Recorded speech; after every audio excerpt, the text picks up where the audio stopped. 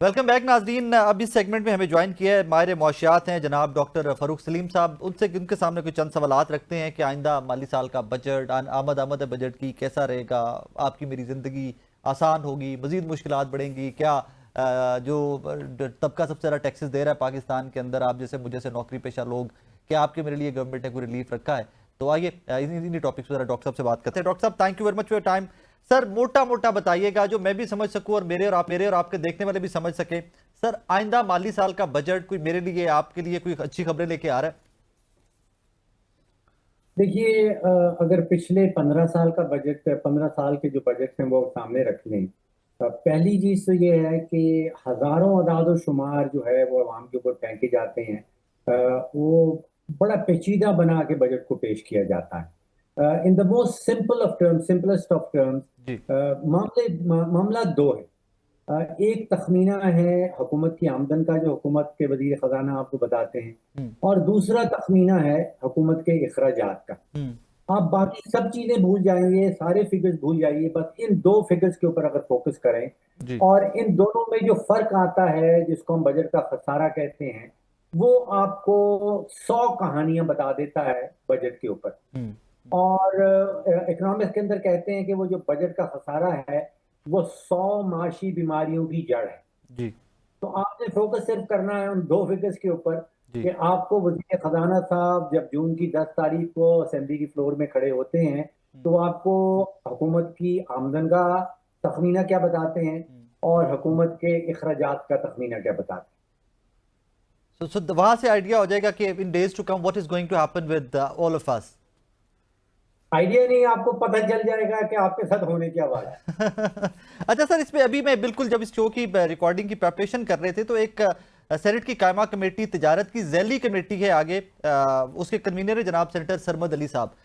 Sir, tax के ऊपर हमेशा बात की जाती है, आईएमएफ भी बात करता है टैक्स नेट को बेहतर किया जाए। सिर्फ दो तीन इंडस्ट्रीज, फार्मास्यूटिकल, ऑटो इंडस्ट्री और एक और आज इंडस्ट्री के बारे में पढ़ रहा था मैं, सिगरेट की इंडस्ट्री हमारी।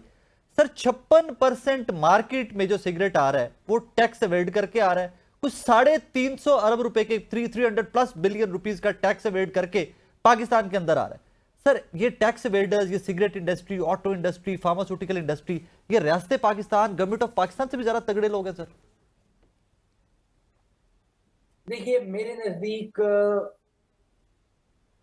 जो अटेंशन है, जो असल फोकस है, उससे हटाया जा रहा है आवाम को। जी। देखिए, आप हुकूमत का अपना बजट कोई 14-15 साल का 2010-11 का बजट निकाल के देख लीजिए। उसमें हुकूमत का तखमीना था कि जो टैक्स इकट्ठा होगा मुल्क के अंदर जी। वो 1,000 अरब का होगा। ठीक है। और पिछले साल हुकूमत खुद हमें बता रही है कि तकरीबन 12,000 अरब टैक्स इकट्ठा कर लिया है। जी। तो अगर 14-15 सालों में टैक्स की जो कलेक्शन है वो 1,000 अरब से कहीं 12,000 अरब पे पहुंच जाती है, जी। और फिर भी हुकूमत ये कंप्लेन करती है कि टैक्स नहीं देते पाकिस्तानी, हम्म। तो ये मैं समझता हूँ कि मुनासिब बात नहीं है।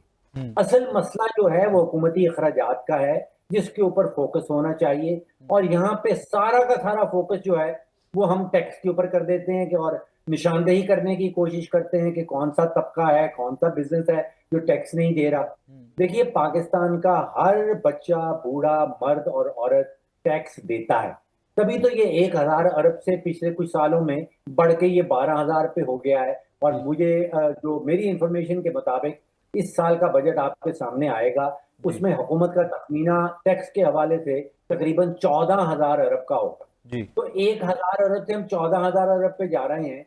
और फिर भी अगर हुकूमत कहे कि पाकिस्तानी टैक्स नहीं देते हैं, तो असल मसला जो है वो टैक्स का नहीं है, असल मसला हुकूमती अखराजात का है। हम्म। देखिए, हुकूमत टैक्स पेयर को क्या कह रही है? हम्म। वो कह रही है कि आप मेहनत करें 1 महीना, हम्म। उसके बाद जो तनख्वाह मिलेगी उसके ऊपर हम दबा के टैक्स लगाएंगे। हम्म। और वो जो आपकी मेहनत की कमाई है जो टैक्स की शक्ल में हम वसूल करेंगे, हम्म। वो हम पीआई में डबो देंगे। उसकी टिकटें बेचने में और वो कंपनी चलाने में कोई 830 अरब का नुकसान है।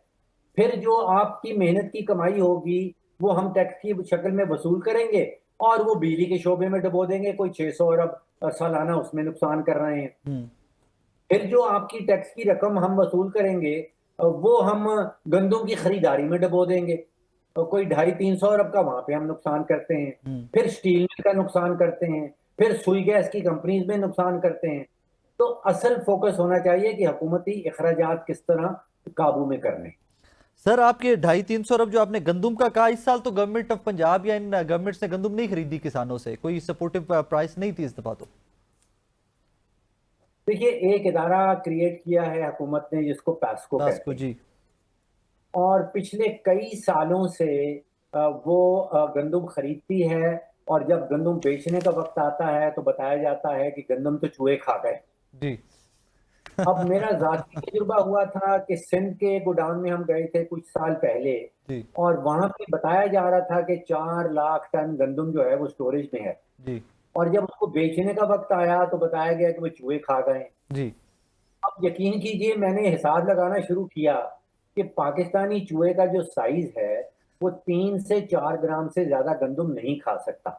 जी। तो 4 लाख टन गंदम खाने के लिए कोई 2.5 करोड़ चूहे चाहिए, और वो अपनी सुबह शाम सोए भी ना, कुछ भी ना करें, सिर्फ गंदम खाते रहें, तो जी। उनको 4 लाख टन गंदम खाने में कोई 5 से 6 साल लग जाएंगे। अल्लाह अकबर।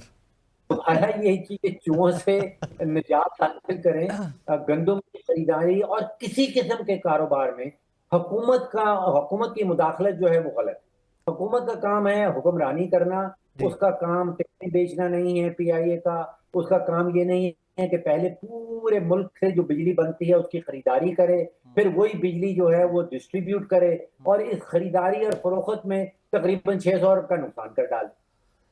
सर आप जिन चूहों की बात कर रहे हैं वो आप मिस कैलकुलेट कर गए, यहाँ पे तो ऐसे ऐसे चूहे हैं इस मुल्क के अंदर के बिलियंस ऑफ डॉलर भी खा जाएं तो आपको और मुझे पता नहीं चलना, आप तो सिर्फ गंदम कैलकुलेट करते रहे। अच्छा सर, ये ठीक है, ऑटो इंडस्ट्री के ऊपर भी मैं थोड़ा सा बात बड़ी करना जगह चाहूंगा, करते रीजन के इसमें डायरेक्टली मेरे जैसे सारिफ जो है वो डायरेक्टली इफेक्ट होते हैं। हमें बताया जा रहा है, जो अभी तक की इतलात आ रही है कि 800 सीसी से छोटी गाड़ियां जो हैं उनके ऊपर टैक्सेस 12.5 से बढ़ाकर 18% किया जा रहा है। सो इसका मतलब ये है कि जो बेसिक नीड है एक middle class, lower middle class की, अगर उसके ऊपर टैक्स बढ़ाया जा रहा है तो फिर ऑब्वियसली बहुत सारे टैक्सेस और भी ऐड होंगे राइट लेफ्ट भी हम पे। जब एक मसला सामने रख लीजिए कि विफाकी हुकूमत का जो जो मैथ का सवाल है ना, जी। वो पुर नहीं हो सकता। हम्म। वो ये पिछले साल का अगर मैं 3 आदाद शुमार आपके सामने रख दूं, जी। हुकूमत की आमदन का तखमीना 17,000 अरब का था पिछले साल के बजट में, ठीक है। जिसमें से 10,000 अरब जो है वो सूद की मद में चला जाता है, जी। और 7,000 अरब जो है वो सूबों को दे दिया जाता है। जी। तो बाकी बचा सिफर। जी। यानी कि ये दो अखराजात करने के बाद विफाकी हुकूमत के पास कोई पैसा नहीं बचता। ठीक है। और अभी कोई 2,000 अरब दिफा के बजट देना है वो बाकी है, कोई 2,000 अरब की सब्सिडीज हैं वो बाकी हैं, कोई 1,000 अरब की पेंशन है वो बाकी है, कोई 1,000 अरब चाहिए इस्लामाबाद में हुकूमत चलाने के लिए, वो भी देना बाकी है, और विफाकी हुकूमत जो है ऑलरेडी सिफर पे पहुंच चुकी। जी। तो ये तवक्को करना कि विफाकी हुकूमत किसी किस्म की रिलीफ दे सकेगी, हम्म। तो ये तो मैथ का सवाल है। ये जब तक आपकी 18वीं तरमीम जो है जी। उसकी फाइनेंशियल प्रोसेस के ऊपर आपने अमल दरामद करना है, तो विफाकी एक हुकूमत कुछ देने के काबिल नहीं। Sir are you trying to say that कि जो 18वीं तरमीम के बाद सारे इदारे या इख्तियारात सूबों को मुंतकिल कर दिए गए और वो इदारे अभी विफाक में भी मौजूद हैं, राइट साइजिंग की बात कर रहे हैं आप सर? जी, ये दूसरा दूसरा इशू आपने उठा लिया। जी। पहला इशू ये है कि 18वीं तरमीम के तहत सूबों को और सूद की मद में जो पैसा दे दिया, हम्म। विफाकी हुकूमत खाली हो गई। हम्म। जो आप नुक्ता उठा रहे हैं वो भी बिल्कुल वैलिड है, हम्म। और वो ये है कि भाई विफाकी हुकूमत अगर आपने वजारतें जो हैं उनको तो भेज दिया सूबों के अंदर, तो फिर आपको 3 दर्जन वजारतें और 400 डिपार्टमेंट की विफाक में क्या जरूरत है? तो जी। वहां आ जाती है राइट साइजिंग की बात, जिसका जिक्र आपने किया जी। कि 1,000 अरब आप देखिएगा कि इस बजट में मुख्तस किया जाएगा इस्लामाबाद में हम्म। वजारतें चलाने के हवाले से। हम्म। तो वो 1,000 अरब क्यों लिया जा रहा है, जबकि उसी के पैरेलल फौजें जो हैं वो चारों सूबाई हुकूमतों ने भी खड़ी कर रखी हैं। जी। सर यहाँ पे एक और चीज आपने पॉइंट आउट की, दिफा का budget recent, sir Pakistan Hindustan की टेंशन, इसमें ये बजट भी इनहांस होगा या जो रिसेंट हमारे एक्सपेंडिचर्स हुए हैं वॉर पे वो भी इसी बजट में से ऑब्वियसली कंपनसेट किए जाएंगे? देखिए, दो बातें हैं दिफाई बजट के हवाले से। जी। पहली बात यह है कि पिछले साल जो पाकिस्तान की हुकूमत ने पाकिस्तान आर्मी, पाकिस्तान नेवी और पाकिस्तान एयरफोर्स का जो मजमूई बजट था, जो कलेक्टिव बजट था, वो $7.5 अरब का था। ठीक है और भारत का, इंडिया का, जिसने जंग हमारे ऊपर मुसल्लत की, जी उसका सिर्फ रफेल तैयारी का जो बजट है, जी जो सिर्फ रफेल तैयारी खरीदने का बजट है, वो $16 अरब का है। जी तो एक तरफ हम पूरी अफवाज पाकिस्तान को 7.5 अरब देते हैं, जी और जो हमारा मुखालिफ है वो सिर्फ रफेल तैयारे का बजट उसका कोई $16 अरब का है। ठीक है सर। दूसरा नुकता यह है कि किसी भी मुल्क में जब दिफाई बजट बनाया जाता है, तो वो आप समझिए कि एक एक मैथ का सवाल होता है हम्म कि आपके मुल्क के बॉर्डर्स की लेंथ क्या है, आपने उसको दिफा किस तरह करना है, आपने अपनी अफवाज के ऊपर जिम्मेदारियां कौन सी डालनी है। जी क्या उनके ऊपर इंटरनल टेररिज्म को रोकने की भी जिम्मेदारी है, क्या बैरूनी दुश्मन को भी उन्होंने रोकना है, क्या सैलाब आ जाएगा तो भी उन्होंने काम करना है। तो फिर ये बन जाता है मैथ का सवाल, ये किसी की मर्जी का सवाल नहीं होता। ठीक है। तो सर इस दफा क्या एक्सपेक्टेड है, व्हाट आर वी एक्सपेक्टिंग के इनहांस किया जाएगा ऑब्वियसली बजट फिर दिफा का भी? देखिए, दो सवाल हैं, क्या किया जाएगा और कितना किया जाना चाहिए। डेफिनेटली किया जाएगा। मेरा तखमीना ये है कि पिछले साल के मुकाबले में कोई 16, 17, 18% इसमें इजाफा आपके सामने आएगा। तो ये कहीं 2,500 अरब के करीब दिफाई बजट पहुंच जाएगा। अभी भी अगर आप पर सोल्जर, जो दुनिया में गिना जाता है कि पर सोल्जर आपकी आपकी एलोकेशन क्या होती है, जी तो पाकिस्तान में तकरीबन $11,500 की पर सोल्जर की मुफ्त की अमाउंट है, जो पिछले दिफाई बजट के हवाले से निकलती जी है।